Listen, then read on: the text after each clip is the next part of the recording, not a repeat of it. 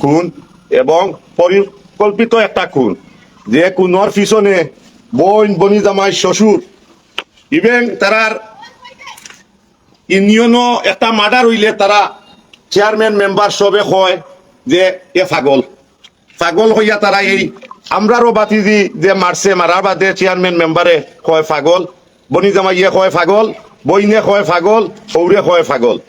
এইটা আমার বাতিজি 3:30টার সময় মারা গেছে, তারা 6টার সময় আমাদের জানাইছে। তারা চাইছিল এই লাশ গুম করিলিত। যাক ভাগ্যক্রমে আমার এজাজ ভাই মামুন সহ তৎকালীন যাওয়ায় তারা খালি কয় পাগল।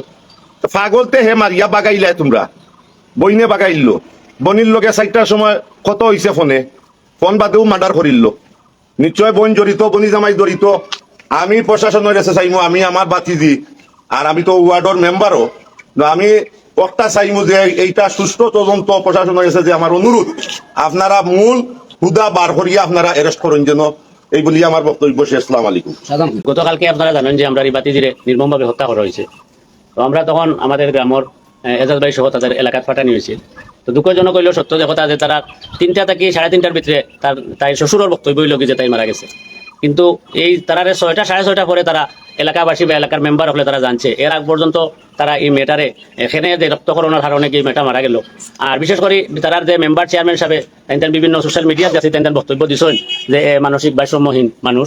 তো আসলে মামুন ভাইয়ের কাছ থেকে বা আগেও তো তখন জানছে যে আসলে মানসিক ভারসাম্য কোনো রুগী নাই। তারা পরিকল্পিতভাবে স্যার যে এই হত্যাকারীদেরকে রক্ষা করবার লাগে তারা এই একটা প্ল্যান চালাইছে। তো একটা ফেসবুকের একটা স্ট্যাটাস আজকে সকালকে দেওয়া হয়েছে। এগুলো তারা দেখছি আধা ঘন্টার ভিতরে তারা আবার সারা ইউনিয়নবাসী কিছু যারা এই পরিকল্পনার সাথে জড়িত এরা আবার একত্রিত হইয়া বিভিন্ন সংবাদ সম্মেলন করে, এই স্ট্যাটাসের বিরুদ্ধেও তারা কিছু মাতামাতি বা থ্রেট করে।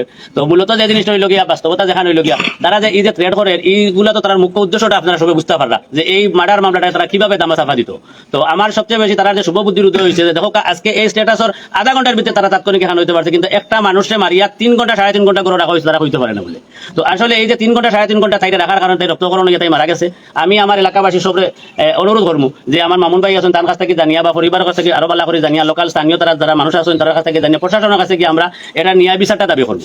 যারা এই মার্ডারের লগে প্রকৃতপক্ষে তারা জড়িত আছে তারারে আমরা এইটার সুবিচার চাই, আমরা একটা ন্যায় বিচার চাই। আমরা এলাকাবাসী সব আমরা ঐক্যবদ্ধ থাকি একটা আমরা প্রতিবাদ করতাম। আমরা মেরে আজকে আমরা এখন রোজা করিয়া দাফন দিমু, এরপরে তাই বাড়িতে আপনারা সব যাইবা অনবই আমরা ফয়সালা করবো। আমরা তাই এই মামলা বা এই যে মার্ডারের বিষয়ে আমরা কিতা করতাম সবরে অনুরোধ করিয়া সব বাড়িতে যাবার লাগে।